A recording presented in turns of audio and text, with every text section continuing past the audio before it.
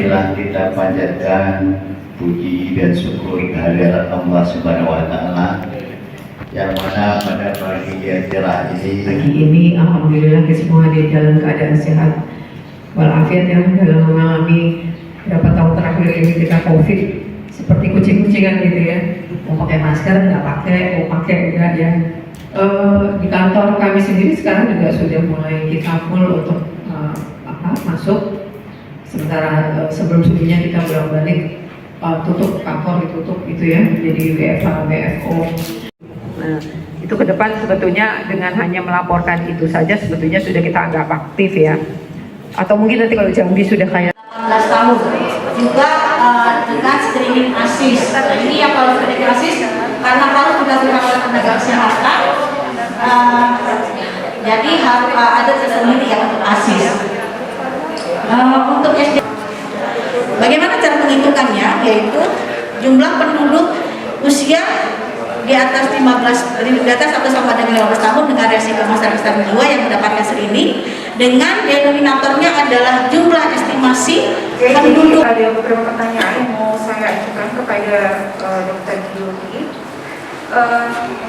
Ibu, untuk dari tahun sekedar sharing Bu ya, kita dari tahun 2019 sampai tahun 2022 itu laporan PWL kita terakhir 2019 itu hanya 6 orang, itu di PKM Kuala Tunggal 1. Sisanya itu 0 Ibu, jadi tidak ada yang melapor. 6 orang? Iya, cuma 6 orang Pak. Ya. Dan itu pun ada yang cuma setengah, jadi belum sampai selesai. Jadi kita lebih banyak program kita itu untuk ke preventif sama pemilihan. Jadi kayak melakukan sosialisasi. Untuk tahun 2019 sampai 2020 kita sudah melaksanakan sosialisasi tentang penyalahgunaan nafsa dan PWL ini udah di 13 kecamatan. Kalau untuk sekolah, ya itu semuanya Pak, karena Tanjung Barat terdiri dari 13 kecamatan. Tetapi kalau untuk sekolah kita baru jalan 2 kecamatan. Di sini kendalanya, kayak tahun ini Bu, sebenarnya mungkin ini biaya ya, karena di menu DAP tahun 2023 kita tidak melihat lagi ada menu untuk nafzan. Benar nggak itu Bu? Jadi kita tidak ada lagi melihat menu tentang nafzan.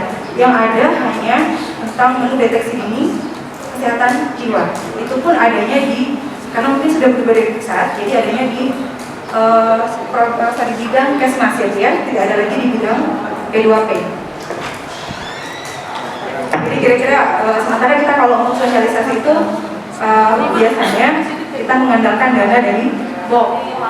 Karena kalau untuk APBD itu Bu biasa karena kan pengkabaran pasien PPI atau di situ kami sedang tahap revisi PMK untuk perubahannya. Jadi cukup hanya melampirkan pasien jika pasien itu tidak mampu, seperti SKPM. Kalau kami SKTM Pak Haji, SKTM itu surat keterangan tidak mampu, ya, yang ditandatangani yang bersangkutan itu relapse, dan ini relapse sebenarnya tidak kita harapkan. Jika relapse maka akan bisa ditanggung di tahun depannya lagi ya. Yang kedua, tidak hanya kriteria PPI saja, tapi kita tambahkan ada surat keterangan miskin gitu. surat keterangan miskin itu gimana kira-kira Pak? Nah, bentuknya silakan aja, tiap-tiap Pemda bisa terjadi perbedaan form, perbedaan nama suratnya.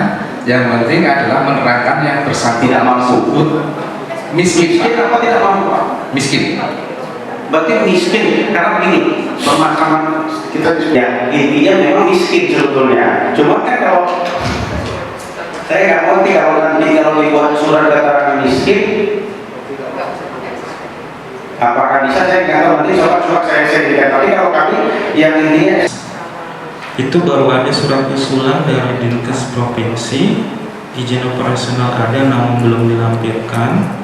Yang puskesmas itu ada surat usulan dari Dinkes, izin operasional ada tapi belum dilampirkan juga. Kemudian ada nakes, dokter dan perawat.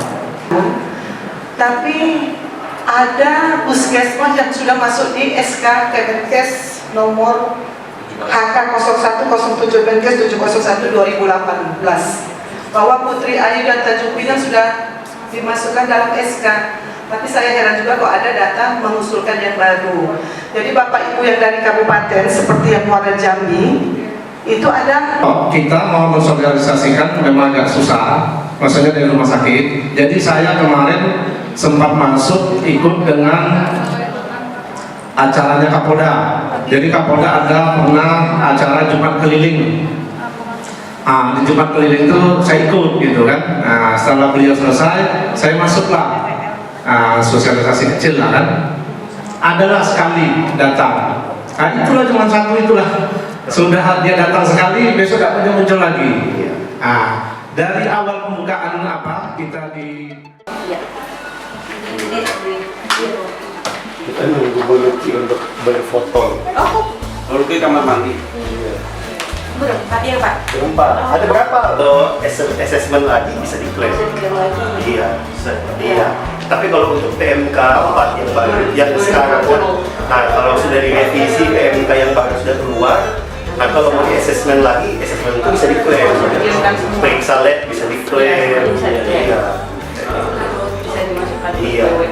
Kalau masih pakai PMK yang sekarang itu kalau sudah di assessment, kalau mau assessment lagi sudah lebih dari 2 kali. Assessment yang pasien yang keluar lagi. Iya, yang iya bisa.